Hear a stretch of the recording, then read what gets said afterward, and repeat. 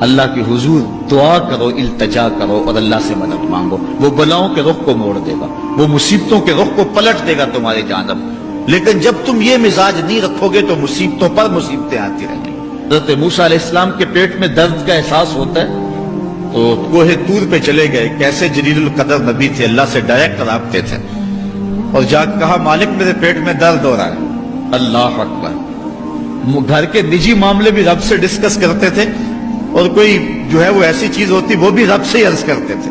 کہا میرے مالک میرے پیٹ میں درد کا احساس ہو رہا ہے، دوائی کی پوری لینی ہے، تو وہ بھی جا کے کوہ طور سے رب سے ہی لیتے تھے۔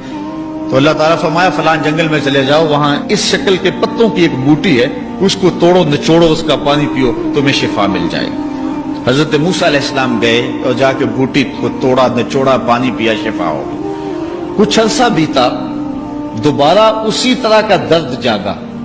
اب نسخہ تو ذہن میں تھا، کوہ طور پہ نہ گئے، اس جنگل میں چلے گئے اور جا کے بوٹی کو توڑا، اس کے پتے نچوڑے، پانی نکالا، پیا، لیکن درد اور زیادہ بڑھ جاتا۔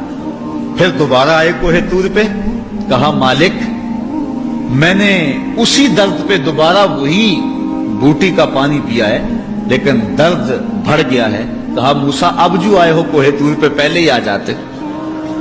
تو عرض کی مالک بوٹی بھی وہی اور درد بھی وہی۔ فرمایا سب کچھ وہی ہے، لیکن پہلے میرا حکم تھا، اب میرا حکم ساتھ شامل نہیں تھا۔ شفا بوٹے میں نہیں رکھی، شفا تو میرے حکم میں رکھی ہوئی ہے۔ اس لیے ڈاکٹر کے پاس جاؤ، حکیم کے پاس جاؤ، لیکن شفا اللہ سے مانگو، کہ شفا ہمیں دینے والا وہ ہے۔ وہ ایک وسیلہ ہے، ایک ظاہری طریقہ ہے۔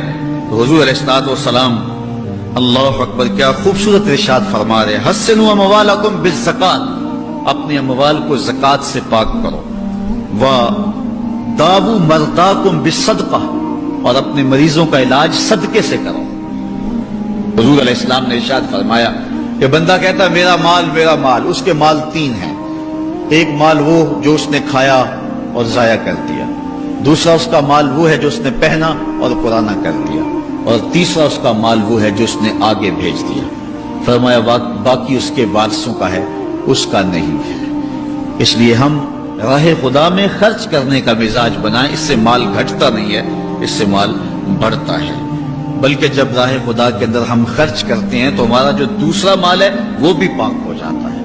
اللہ کے محبوب کا ایک فرمان سنیے جس کو حضرت حسن بصری رضی اللہ تعالیٰ عنہ بیان کرتے ہیں، حسنوا اموالکم بالزکات وداووا مرضاکم بالصدقہ واستقبلوا امواج البلاء بالدعاء والتضرع۔ فرمایا کہ اپنے مال کو، اپنے اموال کو زکات سے پاک کرو، اور اپنے مریضوں کا علاج صدقے سے کرو، اور جب مصیبتیں اور بلائیں تمہارا رخ کریں تو پھر دعا سے اور اللہ کے حضور زاری سے اللہ کی مدد چاہو۔ آج ہم صدقے کا مزاج بہت کم کر چکے ہیں۔ اسی زمانے میں ایسا ہوتا تھا کہ جب کوئی بیمار ہوتا تھا تو سب سے پہلا کام لوگ یہ کرتے تھے کہ صدقہ دیا کرتے تھے، ڈاکٹر کے پاس پھر جایا کرتے تھے، حکیم کے پاس پھر جایا کرتے تھے، سب سے پہلے اس کی جان کا صدقہ دیا کرتے تھے۔ صدقہ قضا کو بدل دیتا ہے، تقدیر کو بدل دیتا ہے۔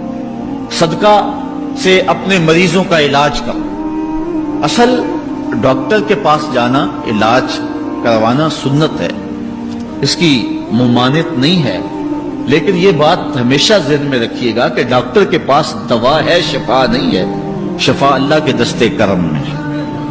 اس لیے جب بھی بیمار ہو جاؤ تو پہلے صدقہ کرو اور پھر ڈاکٹر کے پاس جاؤ، اللہ اس صدقے کی برکت سے ڈاکٹر کی دوا میں شفا رکھ دے گا۔